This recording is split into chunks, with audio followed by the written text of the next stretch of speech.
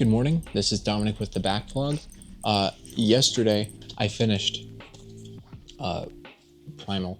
I have season 1 and season 2 up here because I watched season 1 like 3 years ago, and I watched most of season 2 3 years ago, but I never finished it. I'm pretty sure I was watching it when it was like getting its original run, and I just fell off of it.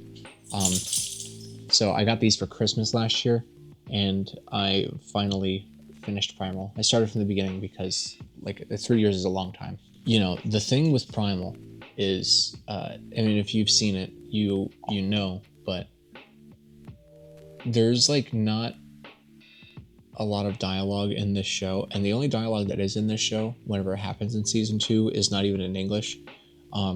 So the animation studio has to rely on visual storytelling and facial expressions to take place of the dialogue, and I think that's incredible. It's a show that requires your attention. You can't just like put it on in the background because it'll just be guttural noises and nature sounds. I think art like this is the remedy for the attention span epidemic that we find ourselves in. I love the approach to visual storytelling in this. On top of that, and on top of the incredible animation and the brutal violence of it, the world building in this is really interesting, which isn't something I really appreciated whenever I watched it initially. I think it's really cool because, like, you know, on the first season, the first half of it is just like it's Spear and Fang, the dude with a spear and dinosaur with the single fang. They're just kind of like surviving in the wilderness, and it's kind of like a monster of the week kind of thing. And not to say that the rest of season 1 isn't that, but around the midway point of season 1, they start to introduce these supernatural elements. It really makes you think about the world that we are in. Not like we, but like the world that Primal takes place in. Because, fast forward to season 2, when you have all of these ancient civilizations that are real, or that were real throughout history. So like, it really makes you wonder like the time period that Primal actually takes place in, because you have like this primordial brutal nature of it, and civilization doesn't seem to have been established, because you still have these sects of like witches and primal apes who also practice witchcraft or something. Like, you have like a lot of like this supernatural stuff, but then not too much time later, we're basically going on an expedition around the world, seeing like ancient civilizations like medieval Europe, or like African tribes, or ancient Japanese civilization, and stuff like that. And it's really odd that when you stop to consider that all of that kind of takes place in the same universe around the same time, it's a place out of time, and I think that's an interesting quality that the show has. On top of the supernatural elements, when we get introduced to Vidar towards like the middle of the season, that entire plot is like insane and just like fantastical, because once I'm spoiling Primal, by the way, it's 3 years old, you can watch it. When he dies and like gets drugged to hell, you have like this really surreal depiction of it, and then he's brought back to the land of the living as basically the man on fire from Metal Gear Solid 5. That's another interesting aspect of it, the depiction of hell. And I know like Genndy Tartakovsky is no stranger to depicting hell in his animation, because I don't know much about Samurai Jack. I know like there's that whole thing. I think I don't know what the demon's name is. His name like Aki or something. Like the main villain with the green face.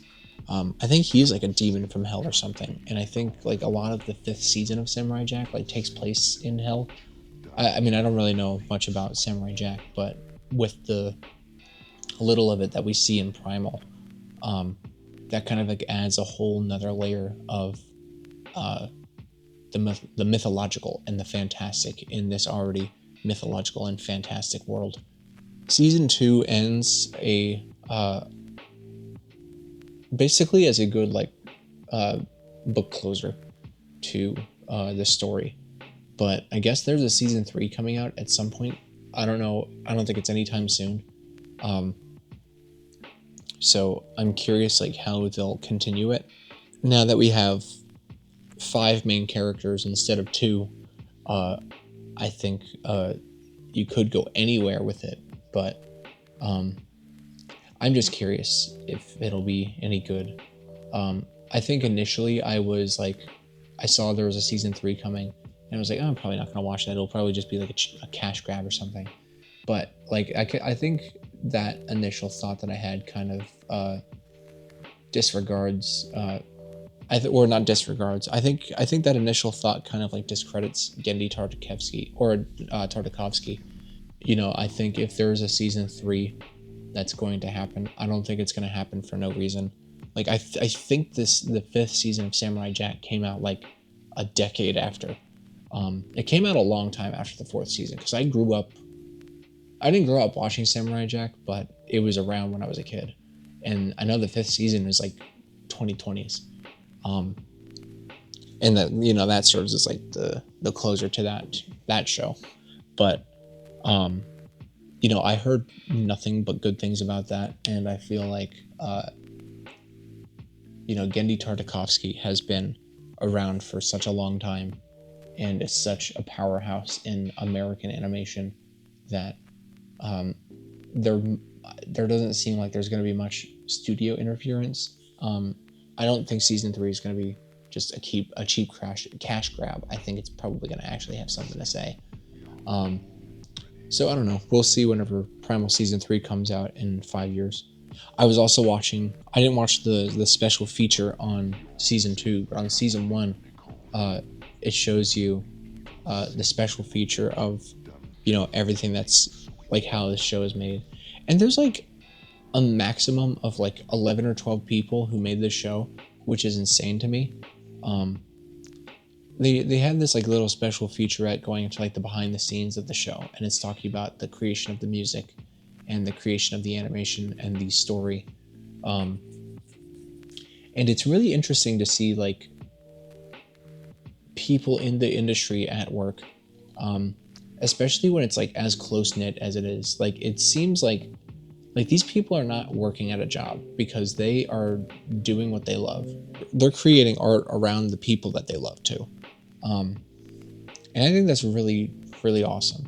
I don't know why I never really considered this, because it is kind of like no secret, but you know, Primal is very inspired by the art of Frank Frazetta. I guess specifically like the Conan O'Brien. Yeah, Conan O'Brien. Wow. Conan the Barbarian. The Conan the Barbarian art. I've actually been to Frank Frazetta's estate in East Stroudsburg, Pennsylvania. There's a small museum there.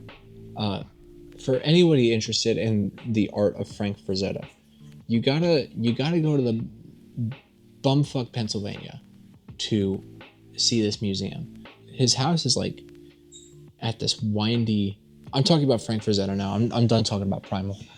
There's like this tiny museum in like this like off building on the estate grounds, and to get there you're like on this windy driveway to get there. It's basically like a one lane road, but it goes both ways. So if you're getting in there and somebody's trying to get out, good luck. It's really cool. And I think if you're a fan of Frank Frazetta, you got to look up the Frank Frazetta Museum and get in there. It's independently run by his family. Like, the tour guide is his, I want to say it's his daughter. And one of the receptionists is his granddaughter. But his art was insane. And he was crazy talented at such a young age. And no wonder that his art basically created the pulp sci-fi slash fantasy art as we know today. And you know, he was so talented that his work is bringing all the way to today to be a primary source of inspiration for Adult Swim's Primal. I think that's incredible. Please watch Primal because it's fantastic, and please go to the Frank Frazetta Museum because it is wonderful. I'm gonna get her out of here.